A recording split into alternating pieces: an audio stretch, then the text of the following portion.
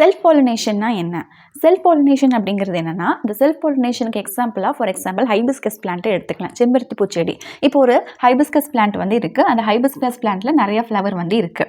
இப்போ இதில் எப்படி செல்ஃப் பாலினேஷன் நடக்குது அப்படின்னா, இப்போது இந்த பிளான்ட்டில் இருக்கக்கூடிய ஒரு ஃப்ளவர், இந்த ஃப்ளவருக்குள்ளேயே வந்து பாலினேஷன் நடக்கலாம். பாலினேஷன் அப்படிங்கிறது என்ன? இப்போ இந்த ஃப்ளவரில் மேல் ரீப்ரொடக்டிவ் பார்ட்டான ஆந்தரில் இருக்கக்கூடிய போலன் கிரெயின்ஸ் ஃபீமேல் ரீப்ரொடக்டிவ் பார்ட்டான ஸ்டிக்மாக்கு ட்ரான்ஸ்ஃபர் ஆகலாம்.